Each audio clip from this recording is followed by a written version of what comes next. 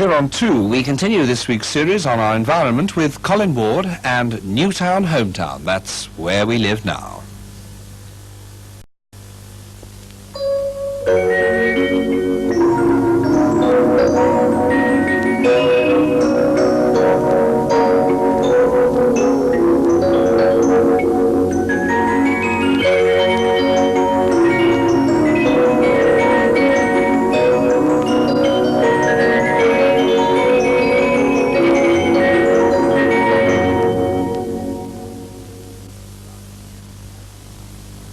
Harlow, a new life in a new town in the Essex countryside.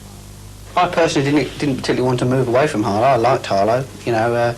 At the time I was working in Harlow, and my roots for social life and working was in Harlow, so I was quite happy to stay here, you know.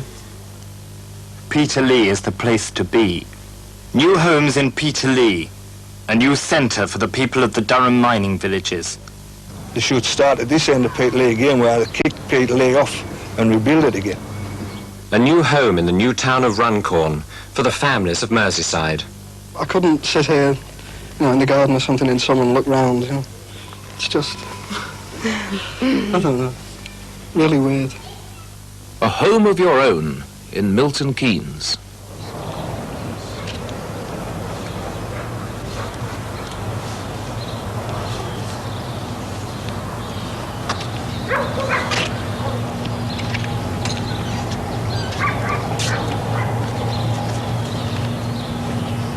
You've got French windows out as well into the back garden, which in this one's quite large.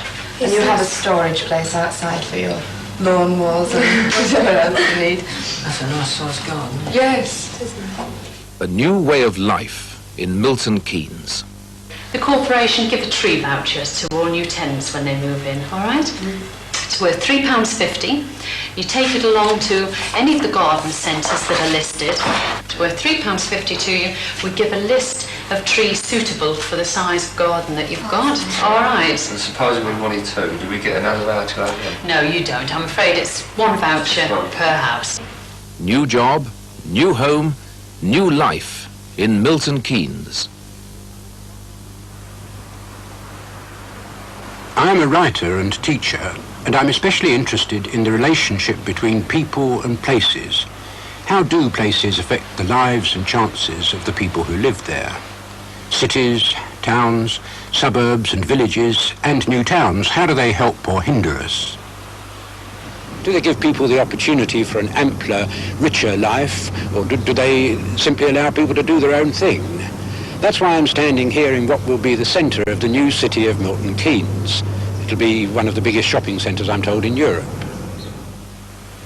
I think the new towns are the one positive achievement of British planning since the war. They're a national investment that actually shows a profit. For all their faults, they're the envy of almost every other country in the world. At home, they're often denigrated in spite of their virtues. Since the war, Britain has built or begun 32 new towns. People lump them together, but they're really all different, with different kinds of successes and different kinds of failures. The one that pushes the new town idea to its ultimate limits is the new city of Milton Keynes. It's the Muhammad Ali of the new towns, brash and possibly overconfident in its claims for its own future. But I wouldn't be surprised if these claims turn out to come true. I shall be coming back to Milton Keynes, but first going to 3 earlier new towns of different generations. First of all, I want to go to the place where it all started. In Bernard Shaw's play John Bull's Other Island, someone asks, "Have you heard of Garden City?" "Do you mean heaven?" says the stage Irishman. "No, it's near Hitchin," was the reply. And it was at Letchworth in 1903 that about 4,000 acres were bought by a company called First Garden City Limited. It wasn't an ordinary company, dividends were limited, and any balance of profits was to be spent to the benefit directly or indirectly of the town or its inhabitants. And it was set up by Ebenezer Howard and his friends as a result of his book, which came out just before the end of the last century, called Tomorrow, A Peaceful Path to Real Reform. It's still on sale today as Garden Cities of Tomorrow.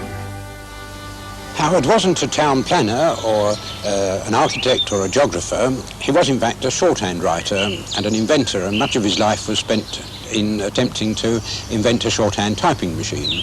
His particular invention of the garden city was, like so many other inventions, not a new idea, but a combination of ideas which were already in the air.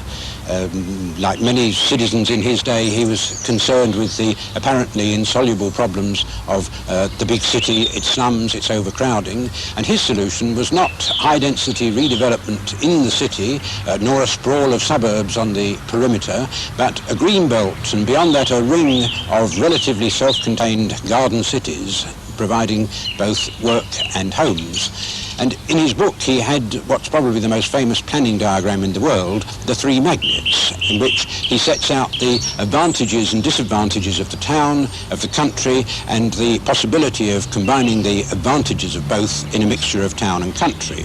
In the town he saw the shutting out of nature, but on the other hand social opportunity and places of amusement.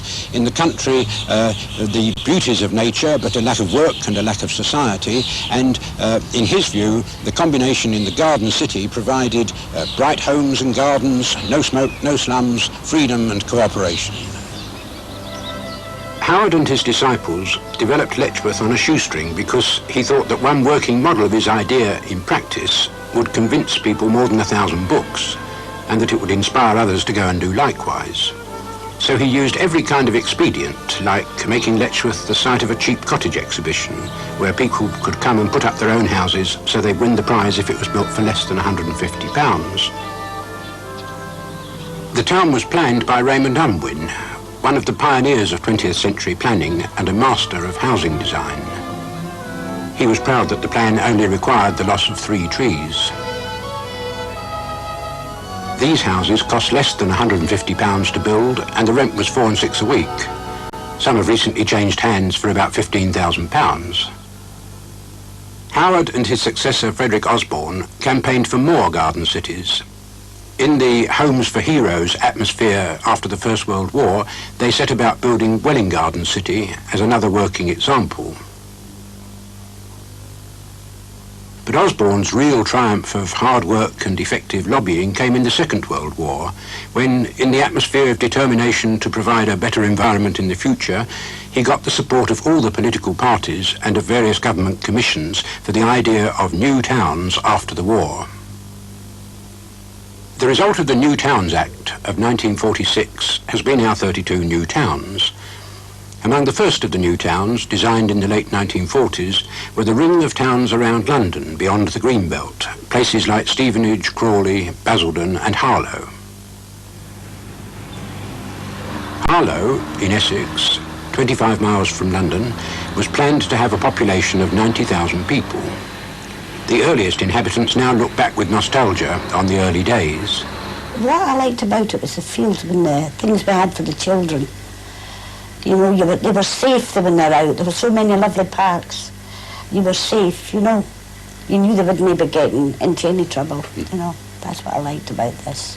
Because in the city, you're very worried, you know, especially in one room. But that was like heaven to me. In those days, people called Harlow Pram City because of the number of young families. Some of those babies now have children of their own, for whom Harlow is not a new town at all. It's their hometown. I wouldn't live in London, because, well, most of my mates are down, all my mates are down in Harlow, other than my cousins, they live in London. And I probably might get to like it up there, but there's a lot of vandals up there, painting all over walls and that, and houses all smashed up, and you can't walk around there that's safe on your own. Like down here, there's not so many vandals and you can walk about on your own. So I'd rather live in Harlow.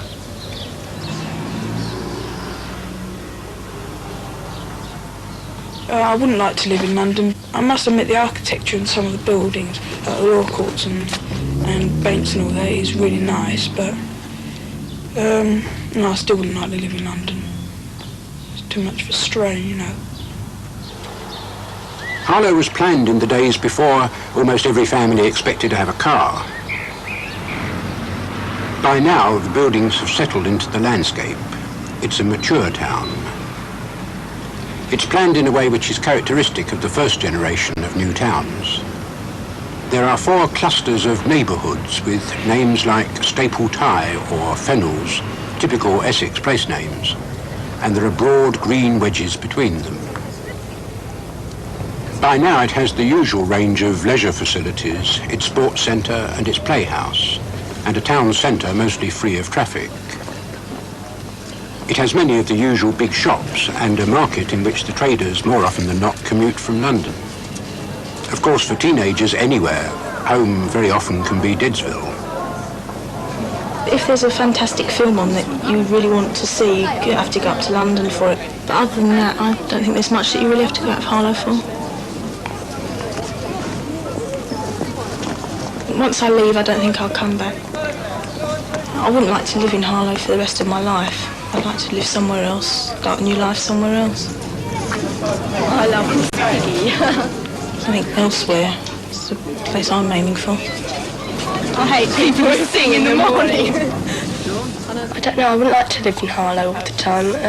I like travelling though. I'd like a job where you could travel, and I like Paris. See, I'm a city girl. I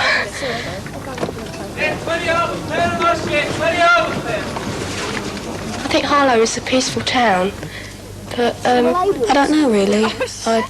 Because I've never lived anywhere apart from Harlow, so I don't know what it's like living in other towns or cities.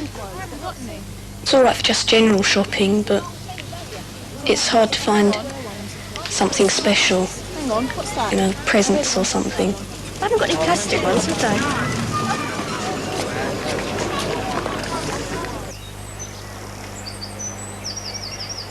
Harlow's architect-planner from the start was Sir Frederick Gibbard, who's lived in his own town for 25 years, very unusual for town planners.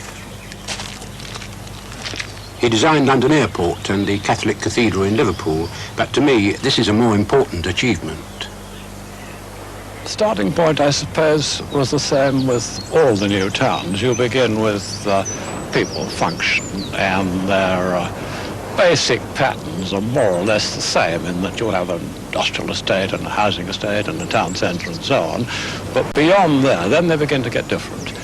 And I was obsessed with the idea that a town ought to be an individual place, have its own personality. And I thought that one could only do it by getting hold of the character of the landscape and basing the design on that.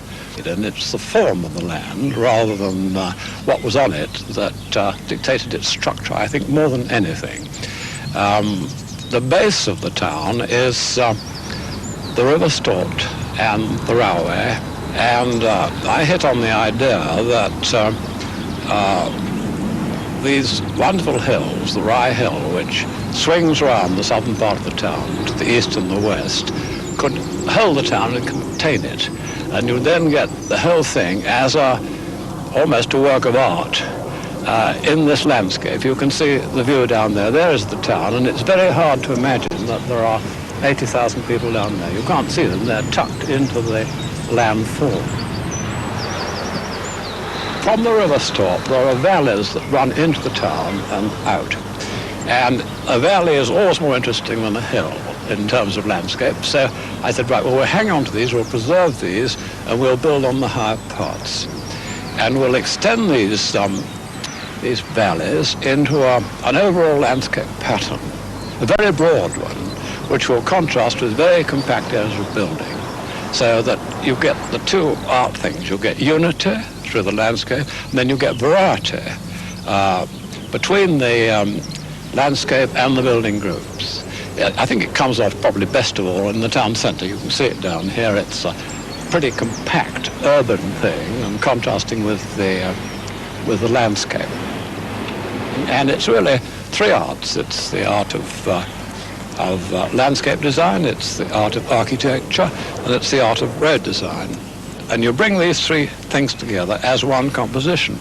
And that composition is not just the sum total of the three, it becomes another thing. You can buy a house in Harlow for as little as £10,000 or as much as £96,000, but that's for a 9-bedroom period farmhouse. But 3 times as many people rent their houses. Rents range from £9 to around £13 a week, and that includes rates. The housing is unexciting, perhaps, but nowadays we think of that as a virtue in reaction against more recent architectural horrors. It's typical of the domestic architecture of the 1950s, which grows old fairly gracefully. There's a certain uniformity which people associate with council housing anywhere. Uniform front doors, for example. But there is also plenty of play space away from busy traffic and a lot of loving care in planting and landscaping, which you don't very often find in an ordinary council estate. And in how many estates do you find a Hepworth sculpture outside the front door? Or Willie Sucock's donkey to climb on?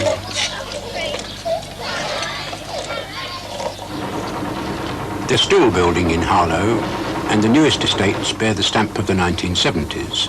The feeling of quiet domesticity remains.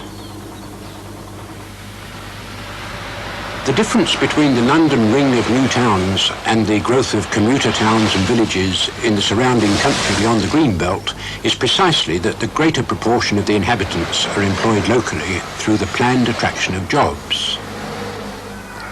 In the early days, you needed a job in Harlow to get a house there. There were incentives for industrialists to set up factories, and many firms moved, bringing some of their workers with them. Cossers, Gilbey's and ITT were amongst the earliest. So there was the twin attraction of home and job. In 1956, Panorama presented a programme narrated by Woodrow Wyatt on Harlow and its prospects. Do you think this is going to give the children here a better chance than they had before? Well, I've got two sons and they're doing very fine down here, but as far as the future, I have my doubts at times. Why? Well, I can't see quite at the moment what we can do with them when they get older. Whether they will improve things in the future, that I don't know. You mean you don't think there may not be a job for them in Harlow when they get older?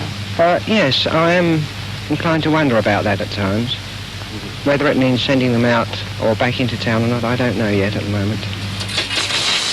Well, what about jobs in Harlow today? I came to Harlow to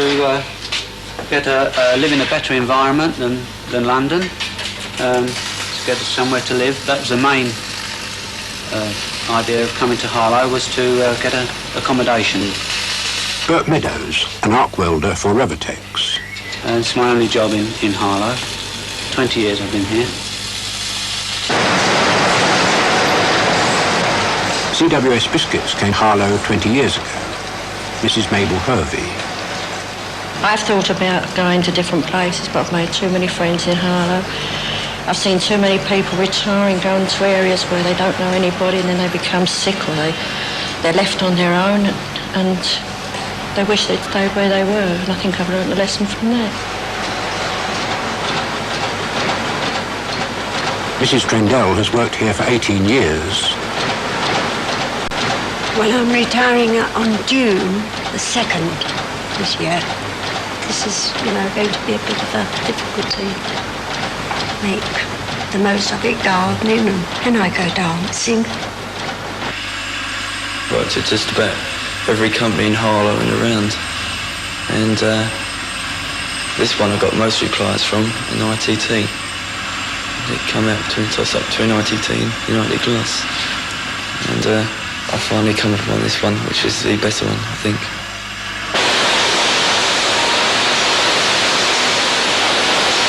The young apprentices at United Glass probably can't imagine staying anywhere for 18 years. If I'm not settled down with a girl or anything like that, I think I'll get out, I might go abroad. Because they're crying out for British skilled men over there. So it's supposed to be skilled when we leave here, so I think I'll get out. Just a change, I've lived here, I don't know anywhere else. So I think it'd be better like, so I see the world like. Fennells is known in Harlow as Gilbey Village, because so many workers for Gilbey Vintners live there, like Mr. George O'Brien and his family. My firm moved down here, so we had the opportunity of carrying on with my job and getting a house at the same time. So we thought it was, too good a chance than this. Yes. What did you think about this, Mrs. O'Brien? Well, I didn't mind, I just said do whatever George wanted to do. We had Russell, we was expecting another one, so it was ideal opportunity, So 3-bedroom house. Yes, which it would have been pretty hard to get in Islington. Impossible, more or less, you know, yeah. What did you feel like when you came here, though? Lost. I very lonely. Couldn't get used to it at all. I spent most of my time going back to London to my mum's, you know, for about the first 2 years, I think. And after that, I sort of settled down, you know. And what do you feel about it now? I won't go back to London. What's I like given you? it. I don't know, it's so, well, it's a different pace of life. It's much more quieter down here. Everything's slower. And I just sort of got used to it, and the children, they can play out. I've got no worry with the roads, and, you know, I've got bikes and everything. And when I go back now, well, there'd be nothing for them there, nothing at all. What would you feel about going back to London? Well, if it wasn't for the children, I'm not going to explain. Mum was born here, and Mum was so young when he came here, he doesn't really know any different. But if it wasn't for them, I would go back tomorrow. What do you miss? London itself, not just Islington, because that's changed so much. My old house is gone. I actually watched that being pulled down. I saw that coming down. After 25 years there, that was a bit of a wrench. But London has got so much to offer, variety of housing. There's so much to see, to look at. Whereas in Harlow, it's, well, nice green fields, new houses, okay, but to me, one green field's pretty much like another one. I just never get used to living down here, ever, I don't think.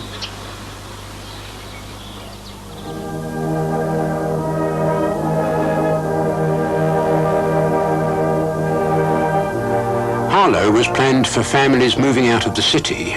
Peter Lee, in County Durham, was another of the first new towns, but it was planned for a different purpose, to replace the scattered and depressed mining villages by a town capable of supporting the kind of social and commercial centre that the pit villages lacked, and of providing alternative employment to coal mining, as well as jobs for women. The town was named after a miners' leader, Peter Lee, and its fortunes have been bound up with the coal industry. The rundown of the Durham pits has given it the same serious unemployment problems that afflict the whole of the northeast.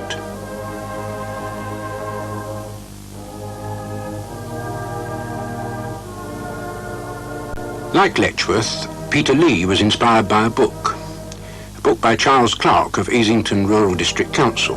It came out in 1946 and was called Farewell Squalor. Shotton, where I was born, the fumes from the coke ovens mingled with the fumes from everything else, and we breathed that air every day and thought nothing about it until we went to live at Peterlee. Then the air was clear. This is one of the earliest parts of Peterlee, a quite dramatic contrast to the colliery company's houses in the old villages, which had been inherited by the coal board when the pits were nationalised. One of the first miners to move to the new town was Mr. John Kay. Well, when we first got married, I lived with my mother, and then we went over to Asian squatters, the Bevan huts, what you call the squatting. You couldn't get a house. Couldn't get a colliery house for the love of money at the time. And what were the Bevan huts?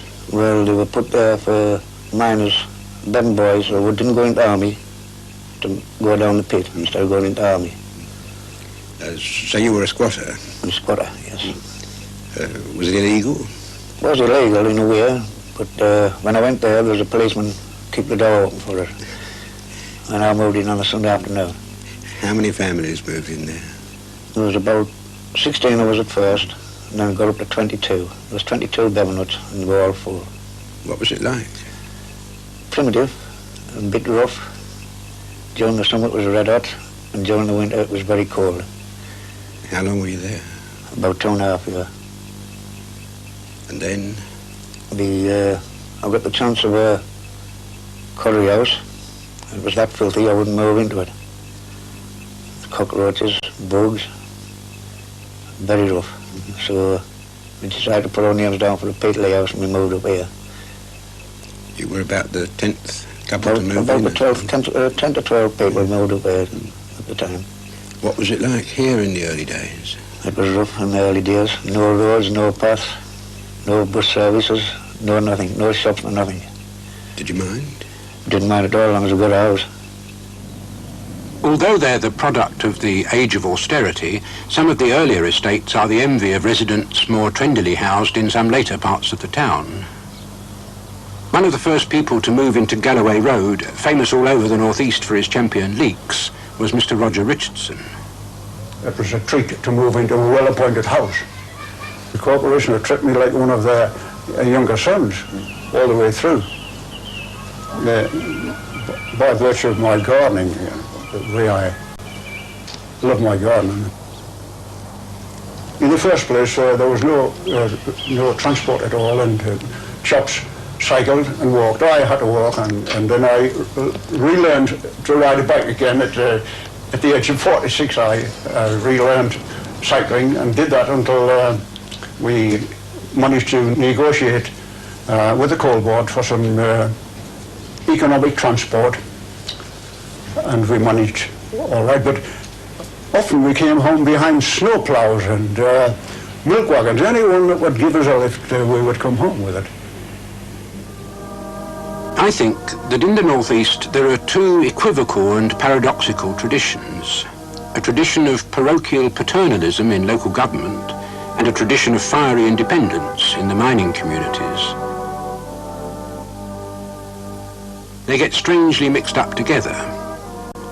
When a town artist was appointed under the auspices of the Artist Placement Group, he came to the conclusion that his function was not to beautify the place, but to be a catalyst for the community's rediscovery of its own roots. The artist was Stuart Brisley. His local colleague was John Porter, who continues the work with Winnie Collins as People Past and Present. They persuaded citizens to dig out old picture postcards, snapshots, the images of their past, and to record their memories so as to build up a people's autobiography of Peter Lee. The women would do all of the washing by hand, no machines to help them. This is how they would dress. They look as if they're having a good time, perhaps because they all joined in and they did help each other in their backyards. Wash days were happy days then. Wash day was Monday. Yes, always Monday. I can remember that. That's always been a very popular feature, the allotments. Ever since the mining, they've always laid an allotment. What's the purpose of the trellis on the top of the... Well, pigeons. Pigeons has always been... it's always been a big thing regarding the miner. This is the poor man's sport. And this is for the pigeons to let. When they come in to let, when they drop there. And each pigeon knows its own loft by the colouring. The fancies is more or less coming back to the villages. I prefer village life myself personally. You know, we tried for, I would say about 3 to 4 years to try and get a club formed in Peterlee. Now, we got a club formed of 10 members. And then, well, from there, they gradually drifted back to the colliery areas, you see. But in the meantime, I got this garden here and we came down into Horden. So within about, say 4 years, the club was born and it was dead.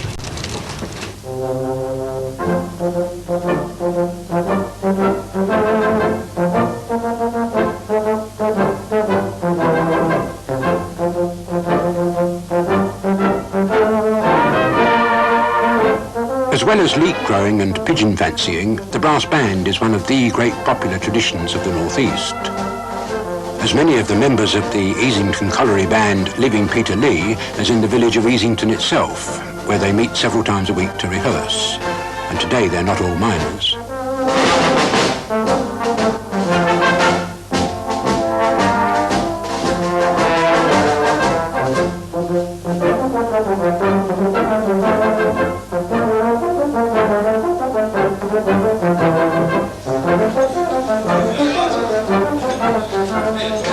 The rundown of the coal industry in the 60s, when we assumed that cheap oil would last forever, hit the northeast very hard. In the old days, a woman's greatest fear must have been of the loss of a husband or son in a mining accident. Today, her greatest fear is of their loss of dignity as well as of income, with the constant threat of unemployment. It's ironic in this light that the new town legislation provided the framework for giving the inhabitants a better environment than that of the isolated mining villages. For in the villages there was a strong sense of shared identity which it's very hard to recreate in a new town. The particular impression that I picked up at the time that I came to live in Peterlee was that there had been considerable resistance, and there was evidence of this, certainly with some daubings on the walls in surrounding villages, about a resistance to moving to live in the new town, which had been designated as something of a solution and salvation to many of the problems that they had wanted to have resolved, housing facilities and provision and amenities. But many saw in this the death of their own communities, since there was an embargo put upon any extensive redevelopment of any kind within the smaller surrounding communities. The new town has not escaped that stigmatisation and decline of certain areas and streets, which sadly happens in all towns. Streets come up in the world and come down. Some of the streets in this area are known to more fortunate residents as debtors' retreat. But who is in debt to whom? This was a nice street now when we first moved into it, but now this is starting to go as the years is getting on, like, and you've lived in this one for about 3 to 4 years. 3 to 4 years, yes. And what's been done in the way of repairs and painting since you came? Well, very little. I think it's been painted once. Repairs, like I say, if you want any repairs done, all you get when you go down and report them, there's a waiting list, there's a backlog. And the corporation did promise, like, they were catching up with this backlog, but they were doing it in areas, you know. You know, you report things, you go down there and report things, and then they send somebody out to have a look at the premises, and then they go back and make a report out what one's down, and the time's elapsed, and they've either got no workmen or they're running out of money, and that's the situation we're in today. They're not worth living in. When I first came to Peterlee and I lived in Smith Crescent, there was business people lived along there, there was doctors lived there. Now, there's only the local lads live here, like lads like myself. As in Harlow, there has been very careful attention to landscaping and tree planting.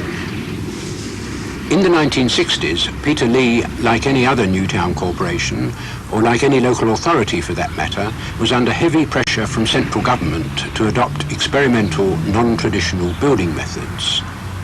As everywhere else, this has brought problems and escalating maintenance costs. Sunny Blunts looks marvellous from a distance, but what's it like if you live there?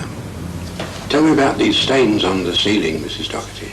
Well, they're caused by water pouring in through the roof on 2 separate occasions, which they have tried to repair on 4 different occasions, but I don't think yet satisfactorily. The water was pouring down into the central heating unit cupboard, across the landing, and pouring over the top of the landing, so consequently the roof, carpet and walls downstairs were all damaged. Both bedrooms were damaged by water flooding into the wardrobe. You know, we had objects floating around, and the iron cupboards, towels and such like floating about, which no one from the corporation ever come and had a look at. And as I say, you know, it's happened twice.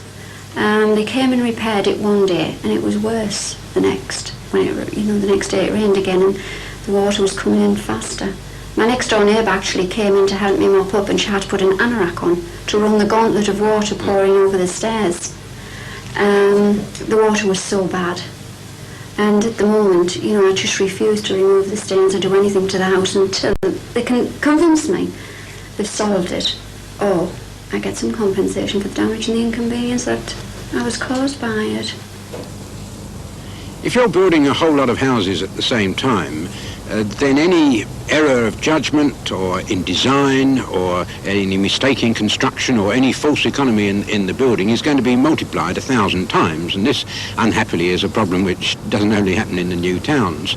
But what makes it particularly difficult for the tenants here is that they've got 2 different authorities to contend with. One is Peterlee Development Corporation, who built the town and have run it for 25 years, and the other is Easington District Council, the local authority.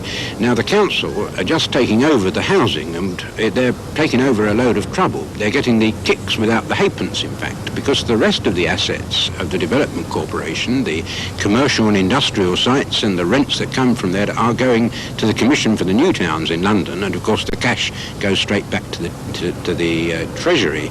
But the tenants, consequently, are a shuttlecock between two arguments. If the trouble with the houses is structural defects, then the Development Corporation is supposed to be responsible, and if it's maintenance, it's a matter for Easington Council. And while the authorities go on arguing and having more and more inquiries, of course, nothing gets done.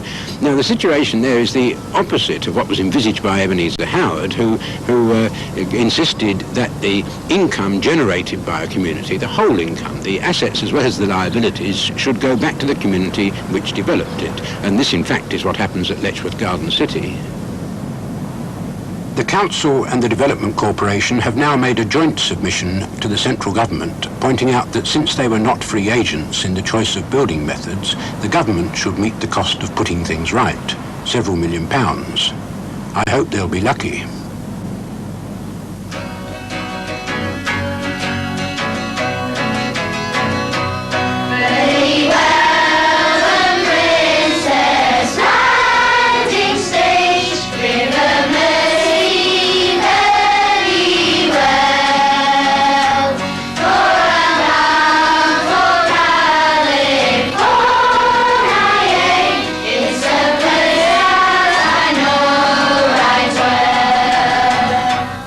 Runcorn in Cheshire, on the south side of the Mersey, is a second-generation new town. It was designated in 1964, 15 years or more after the original ones. It was planned to expand the existing town of 30,000 people to a population of 100,000 by the end of the century. The intention being to provide jobs and homes for people moving from Merseyside.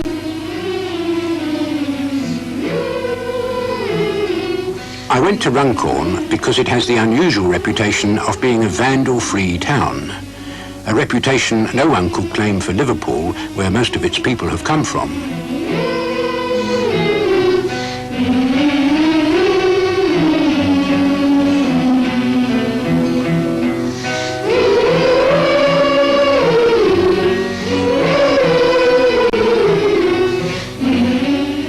One of the strongest motives for people moving from an old city to a new town is to provide a better life for their children. Runcorn has undoubtedly done this.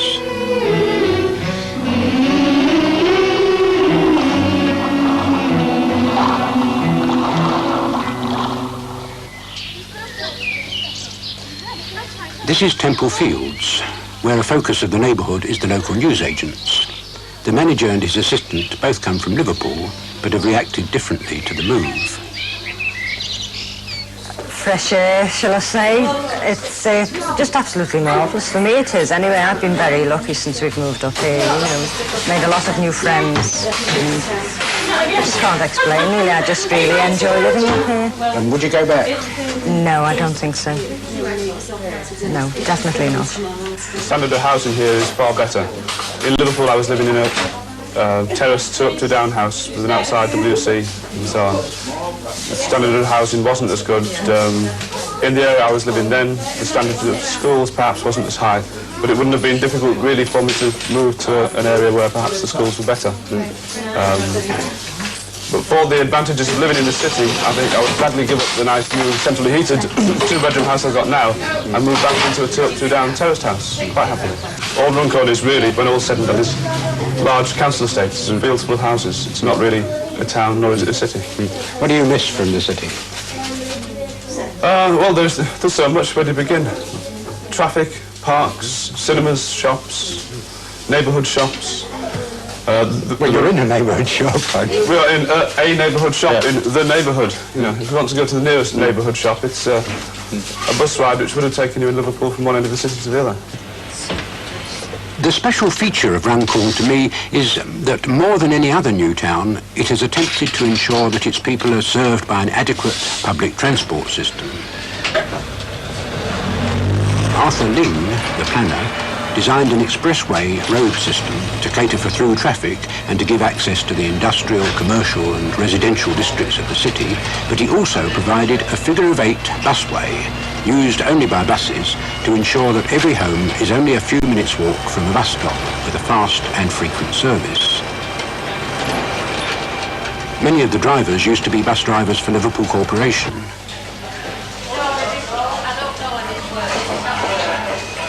At the centre of the figure-of-8 is Shopping City, which, like similar shopping complexes anywhere in Britain, is also something of a social centre. The people who live in Southgate don't need to bus to go to Shopping City because they're right opposite. This is the only estate in Runcorn not designed by the Development Corporation's own architects. The designer was James Stirling, world famous for his university buildings like the History Faculty at Cambridge. But the needs of people at home are not the same as the needs of a university. To me, this looks like a colossal ego trip by the architect, a romanticisation of the machine age. But then, like James Stirling, I don't live there. A complete contrast is the Brow.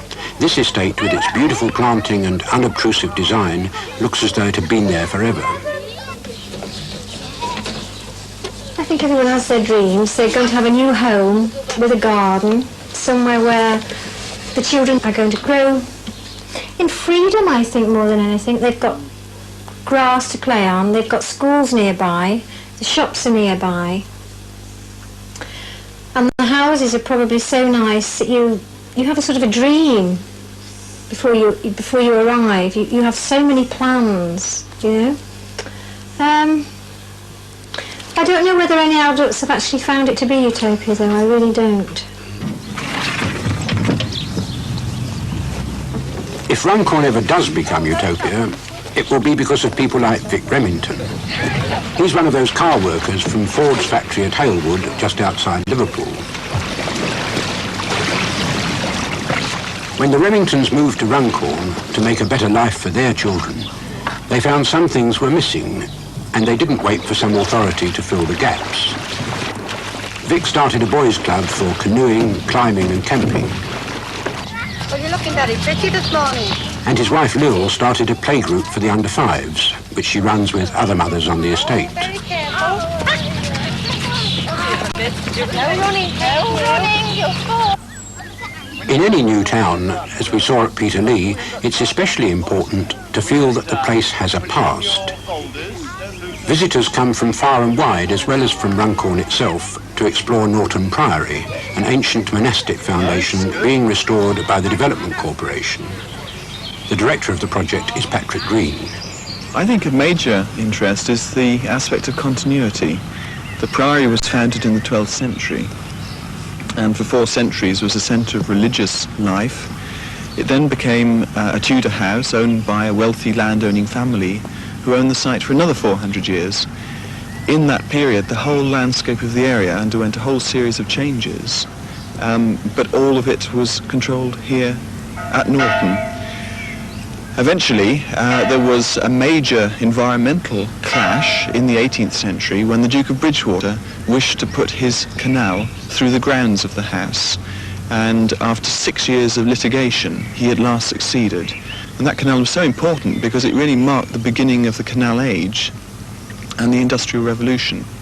And the building of the canal led to the growth of Runcorn as really the first new town of the area. The new town we're building is the latest of a series of changes, and it could really be said that the Duke of Bridgewater's creation of the canal led to the original foundation of the town of Runcorn.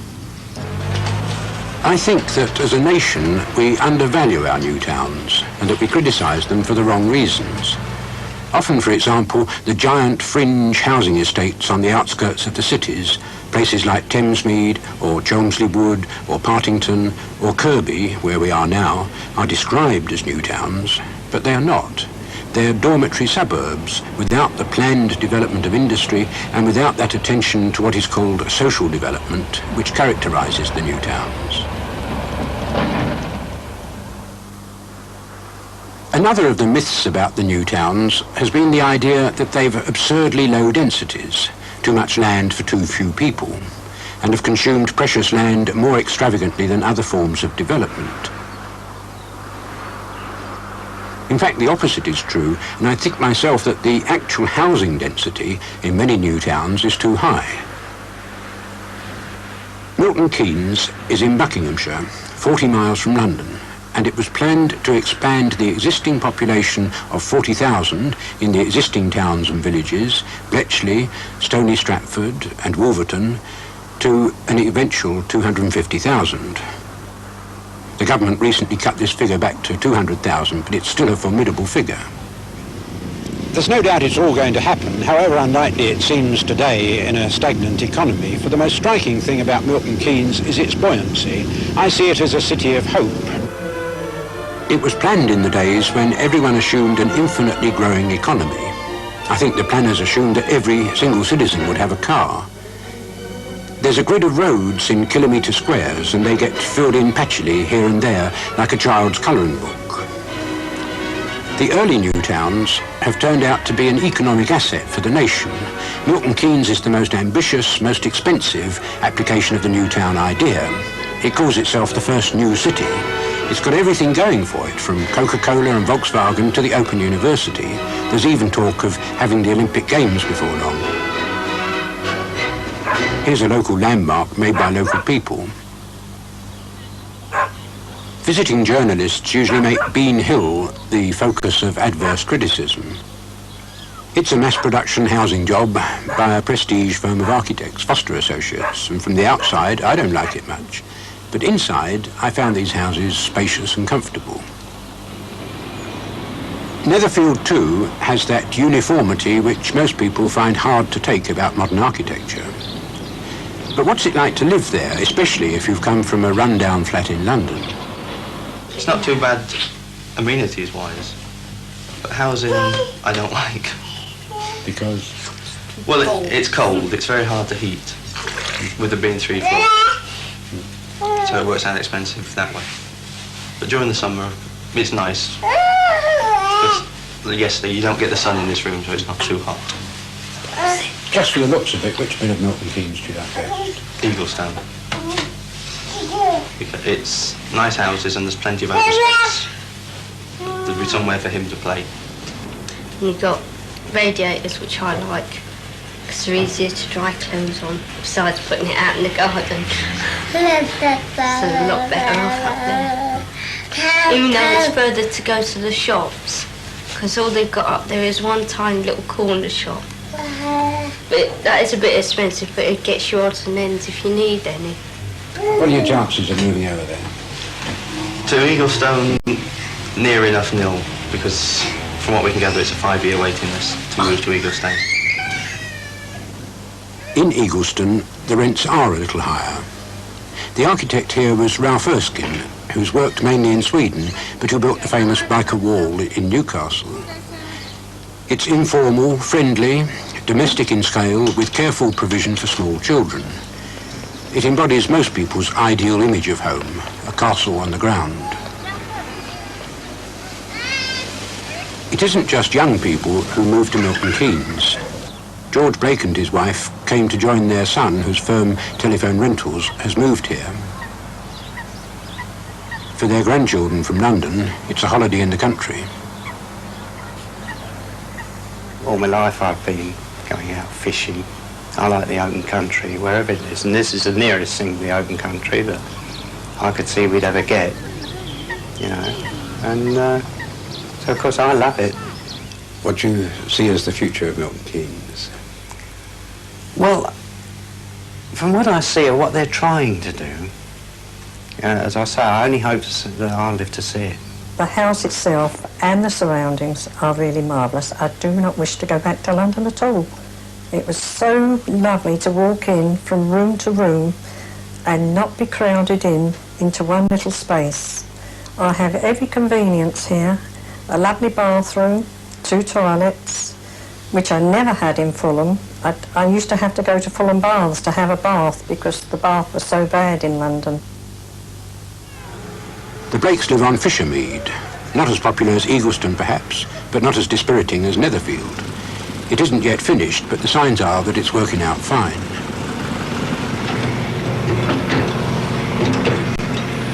Mal Booth is one of the 13 arrivals workers employed by the Development Corporation.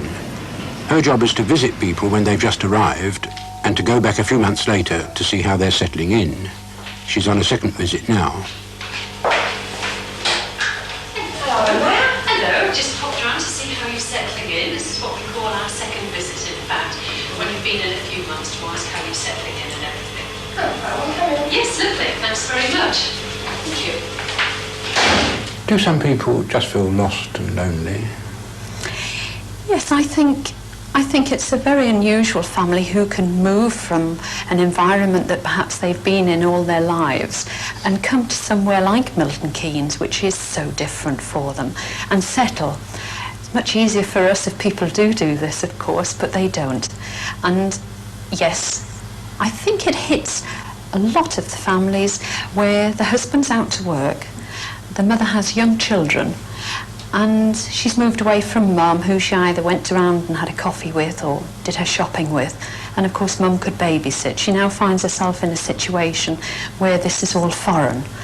And that is why I think it's important for us to be available to help the people to set up groups, such as Coffee Morning and Mums and Todd's play group and that sort of thing, which we hope fills that gap for them. Any other problems that you've had to report at all? We had trouble with our the time switch upstairs.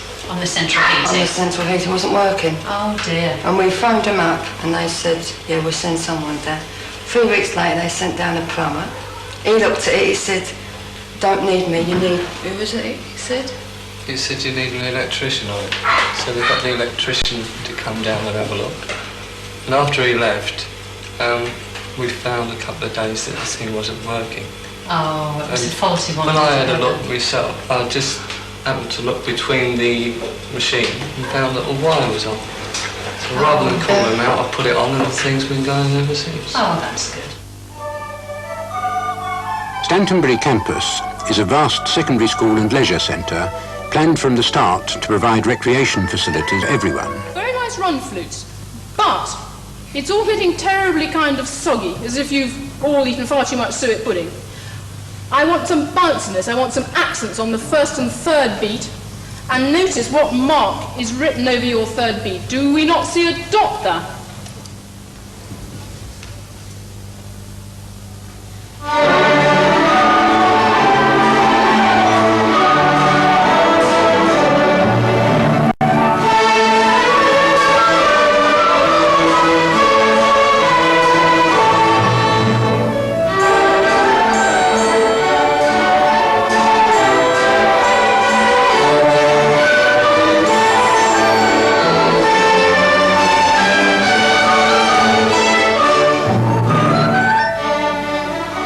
Milton Keynes grows every day and 20 new pupils a week start here. And the atmosphere is welcoming and informal. It's not just residents of the new city who use the sports centre, it's for the whole of North Buckinghamshire.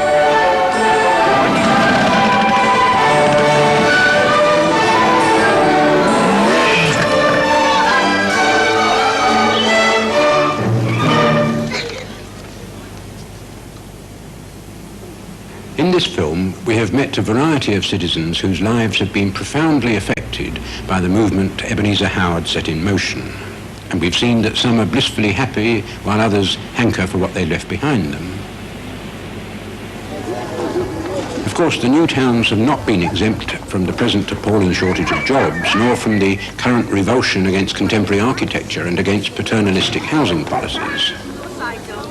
By far the most serious criticism of the new towns is the suggestion that their very success has somehow been won at the expense of the urban poor, leaving the city heartlands with an increasing burden of public services falling on a decreasing local authority income. Our cities are full of derelict land which is grotesquely overvalued. This is the drawing office in Letchworth of the architects Barry Parker and Raymond Unwin, now the first Garden City Museum, full of relics of those architects and of the modest pioneer Ebenezer Howard, who gave the impetus for the whole Newtown movement here in Letchworth 3/4 of a century ago.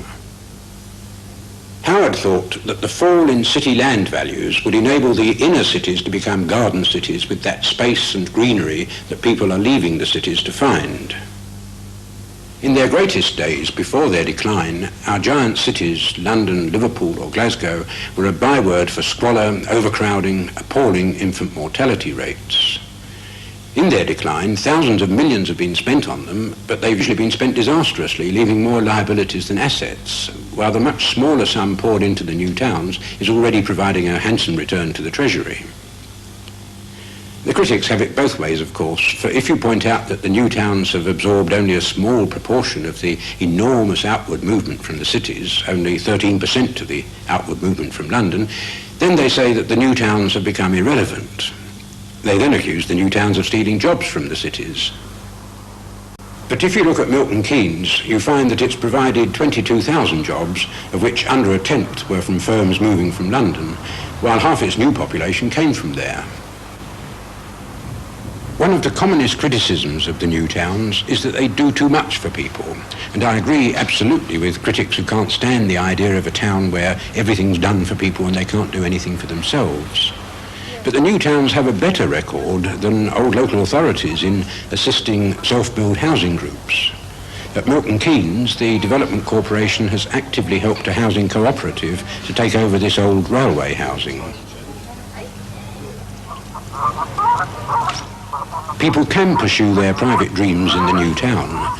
Chris Atkinson's passion is to stock the lakes and ponds of Milton Keynes with geese and ducks for the people of the city. And Don Ritson, the Assistant General Manager there, is striving to get legal approval for a sector of the city where people can come and do their own thing, push up their own shack and earn a living as a craftsman or a market gardener.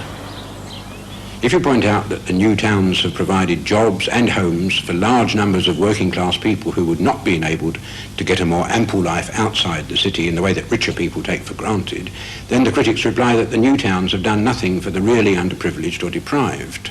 I don't agree, but, well, what have the old towns and the old cities done for them? From the evidence we've seen, we ought to reflect on whether ordinary people's aspirations for an ampler, more spacious life are better met in the old cities, their miles of suburbs, or the commuter villages for the affluent only, or in the new towns, which have at least tried to realise Howard's hope of giving the inhabitants the advantage of both city and country living.